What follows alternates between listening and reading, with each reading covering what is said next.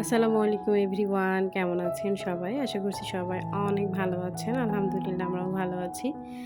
এই তো আজকের ব্লগটা রান্নাঘর থেকে শুরু করছি। জানি না আপনারা দেখবেন কিনা। তবুও বলব, যদি আপনারা আমার ভিডিওটি দেখে থাকেন অবশ্যই আমার ভিডিওটিতে একটি লাইক দিতে ভুলবেন না। আর এরকম রেগুলার ভিডিও পেতে অবশ্যই আমার চ্যানেলটা সাবস্ক্রাইব করবেন। তো যাই হোক, এই তো সকালে রান্নাবান্না করছিলাম। রান্নাবান্না বলতে সকালে হচ্ছে আমার শাশুড়ি আম্মা আজকে রুটি বানিয়েছে। তো ভাবলাম আমি একটা ডিম ভাজি করে আজকে সকালটা কোনোরকম এভাবেই চলে যাক আরকি। তো সকালেই তো ডিম ভাজি করে রুটি দিয়ে খেয়ে তারপরে হচ্ছে মেয়েকে স্কুলে দিতে যাবো আরকি। আগে ডিম ভাজি করলে মানে একটা ডিমই হচ্ছে অনেক বড় হতো। আর এখন একটা ডিম ভাজতে গেলে মানে ছোট হয়। আর ডিমগুলা জানি কেমন প্লাস্টিক আমার কাছে লাগে। আপনাদের কাছে কেমন লাগে জানি না। তবে আমার কাছে মনে হয় যে প্লাস্টিকের মতো কেমন জানি। আগে কিন্তু এরকম একটা ফিল হইতো না। তো এখন এরকম হয় কেন জানি না। তো চলুন, এই তো আমার খাওয়া শেষ হয়ে গিয়েছে। তো ভাবলাম এদিকে বিছানাটা গুছিয়ে নিই, যেহেতু সকালে রান্নার চাপ নেই আজকে। তো ভাবলাম হচ্ছে ঘরদোর গুছিয়ে তারপরে হচ্ছে মেয়েকে নিয়ে যাব। আর এই যে কয়েকটা দিন ধরে এত পরিমাণে বৃষ্টি হচ্ছে, বৃষ্টির মধ্যে আসলে উম আমার ছেলের প্রচুর পরিমাণে কাঁথা হচ্ছে বাইরে রয়েছে। তো সেগুলো হচ্ছে ভাবছি কয়েকটা তুলে রাখবো। মানে মাঝে ২-১ দিন একটু রোদ হয়েছিল, তো সেই রোদ্রে ভালো করে শুকিয়ে নিয়েছিলাম। যেহেতু আমি বাবুকে হচ্ছে ডায়াপার পরাই না, ওর হচ্ছে কাঁথাই লাগে বেশি রাত্রে। তো এই তো এগুলা হচ্ছে তুলে নিচ্ছি। আরও কিছু বাইরে আছে। আপাতত এগুলো তুলে রাখি। যদি আবার লাগে তখন বের করব আরকি।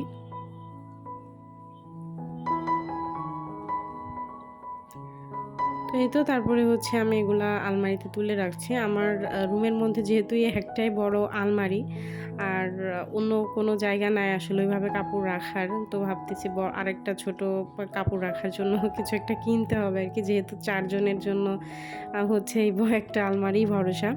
তো এই তো তারপরে হচ্ছে মেয়েকে স্কুলে দিতে আসলাম। মেয়ে হাজিরা দিল। দিয়ে তারপরে হচ্ছে ক্লাসে ঢুকে ওকে ক্লাসে ঢুকায়ে দিয়ে তারপরে আমি হচ্ছে বাসায় চলে আসলাম। আমি আসলে বাসায় হেঁটে আসছি। কয়েকটা দিন ধরে একটু হাঁটা প্র্যাকটিস করছি আসলে আরকি। তো বাসায় আসার পরেই তো হচ্ছে রান্নাবান্নার জন্য প্রস্তুতি নিচ্ছি। আজকে রান্না করব হচ্ছে এই তো মাছের ডিম ভুনা।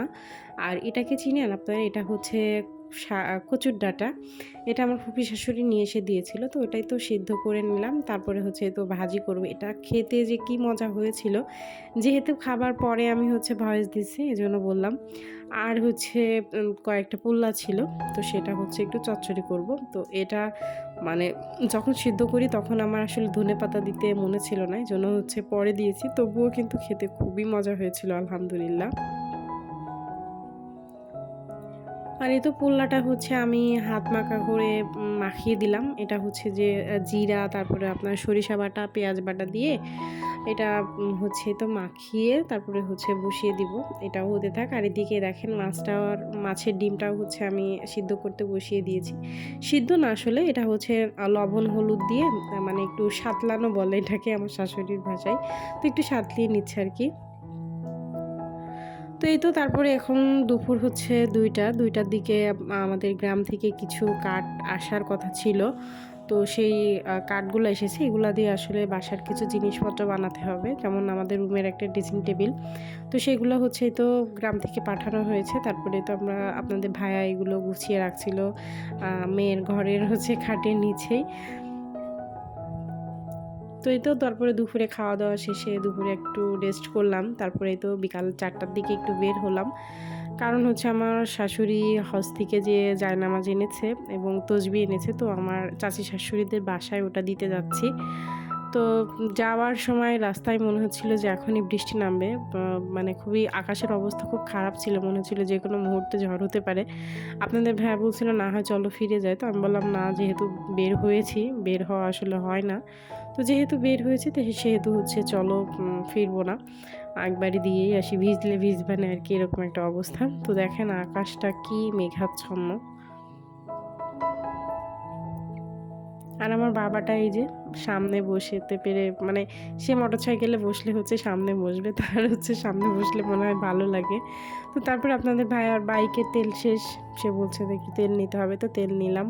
আর আমরা যেখানে গিয়েছিলাম আমার চাচি শাশুড়ির বাসায়, তো দুর্ভাগ্যবশত আমরা যেহেতু ফোন করে যাইনি, তো চাচি আসলে বাসায় ছিল না, তার ছেলে ছিল, তো তাকে আসলে সব কিছু বুঝিয়ে দিয়ে আমরা হচ্ছে চলে আসছিলাম।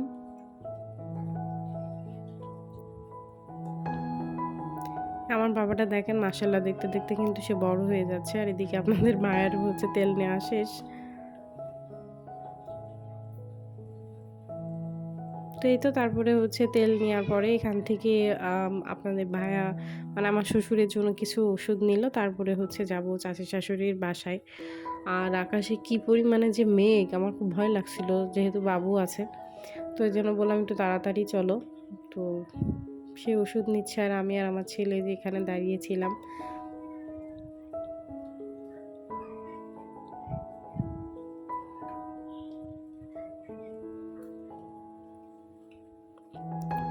তারপরে এই যে কাকিদের বাসায় পৌঁছিয়ে গেলাম। যাওয়ার পরে তো তাদেরকে হচ্ছে মানে জায়নামা, জমজমের পানি, তারপরে হচ্ছে তসবি আর খেজুর এগুলা দিয়ে এসছি।